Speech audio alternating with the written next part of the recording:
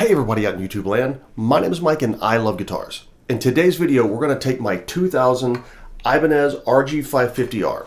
We're going to take the stock low TRS tremolo and throw it in the trash where it belongs, and then we're going to install an original Floyd Rose tremolo on this thing. Let's do this.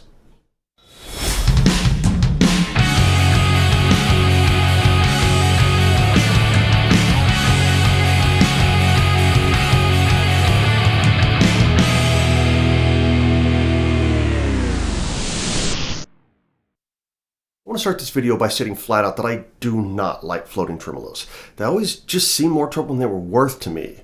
Over the years I've owned a small number of guitars with floating bridges, but I would usually just block the bridge off and call it a day. Having said all that, I've actually never had a real Floyd Rose bridge, and I've heard a lot that the difference between a real Floyd Rose and a licensed Floyd Rose can be night and day. Can I really say that I don't like Floyd Rose bridges at all if I've never actually played a real Floyd Rose bridge? Well, that question brings us to this guitar. This is a made in Japan 2000 Ibanez RG550R.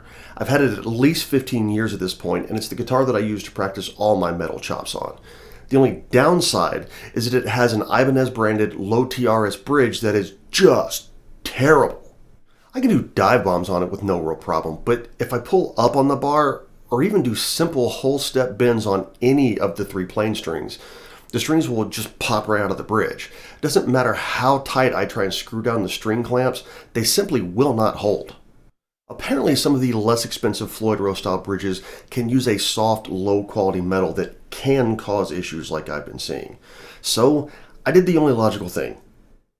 I spent more money on a new bridge than I spent on the guitar itself. I reached out to my Sweetwater rep, hey Matt, and I ordered a Floyd Rose FRT 500 bridge and a Floyd Rose locking nut. Now, I've done a number of guitar mods in the past, but considering my overall noob status with floating tremolos in general, this could easily go sideways. I've been told I might actually need to do some rounding on the guitar to make the Floyd fit, but hopefully this project won't require too much of an irreversible modification. Let's get rolling with the upgrade and see what happens.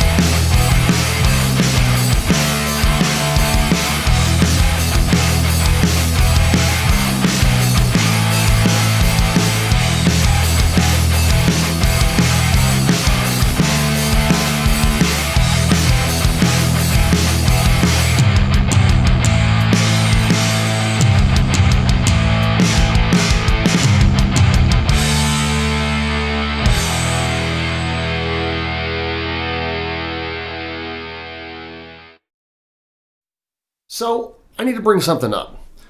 When I first bought this guitar, I knew that the headstock had previously been broken and had a not so great repair. I always intended to replace the neck at some point, but I just never got around to it since I don't play this guitar all that much, to be honest. Well, as soon as I started tearing it all down and I began removing the existing locking nut, I came across a not so great surprise. What I had always thought to be a bad repair turned out to not be a repair at all. I have no idea how I've never noticed it before, considering the number of times I've changed strings on this guitar, but as soon as I removed the locking nut, the entire headstock started wobbling back and forth. This headstock is barely hanging on. With this new information, I decided it was just finally time to go ahead and pull the trigger on a new neck. I've looked at options before, but just never could find something that was just right. But I went ahead and hopped on Reverb to see what was out there. Luckily for me, the stars appear to have aligned this time, as one of the top results for my search was this neck. It's a new replacement neck specifically for an Ibanez RG550R. It even has RG550R stamped on the heel, just like the original neck. The price was a little higher than I wanted to pay, but in all honesty, I really wasn't sure that the original headstock would stand up to string tension being added again. Now that this upgrade has ballooned to twice its original budget, it's time to go ahead and get to work. Being a completely new neck, unfortunately it's not ready to just bolt on and go. The tuner holes are pre-drilled, but not the screw holes for the tuner, or the truss rod cover, or even the neck joint. In short, it's time to break out the drill.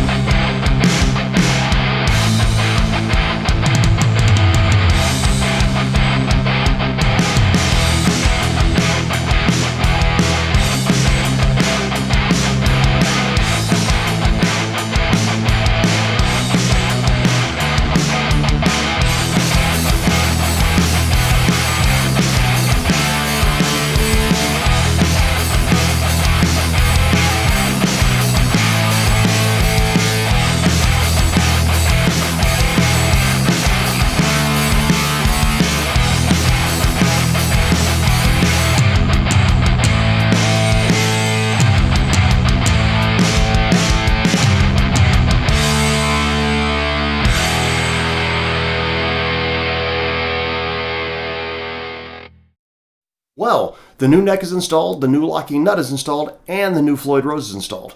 I'll be honest, I was pretty nervous about getting everything installed properly on the brand new neck, but I managed to get it all sorted out.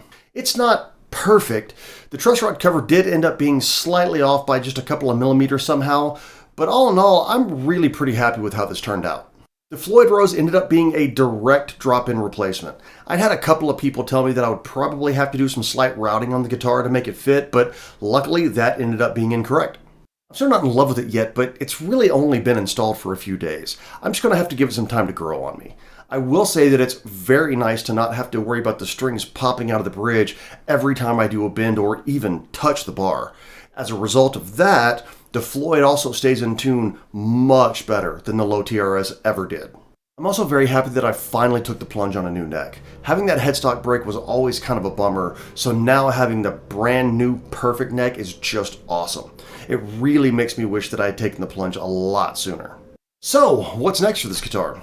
Well, to be honest, while I was tracking the demo song, I found the electronics on this guitar were really jacked up. The pots and the switch were extremely touchy, and to be honest, I had to have the volume pot in the exact right position for it to sound halfway decent while tracking. The next step will be to replace those faulty electronics, and after that, I might actually look into some FU tone upgrade pieces for the Floyd itself. I know players like Scott Ian swear by their parts, and I'm always a big fan of trying to squeeze a little more tone out of things. In the meantime though, I'm just going to spend a little more time with the Floyd Rose and see if I can get a little more comfortable with it. Who knows, maybe one of these days I'll become a big dive bomb guy or something. I think the big takeaway from this video is just don't be afraid to get your hands dirty. Honestly, I was pretty worried that I might have bitten off more than I can chew with the brand new neck, but I just went really slow and I did my homework before I drilled any holes. As a result, I think things turned out really well with this guitar. Well guys, that's it for today's video. Honestly, I had a lot of fun breathing new life in this guitar, and I really hope that you enjoyed coming along for the ride.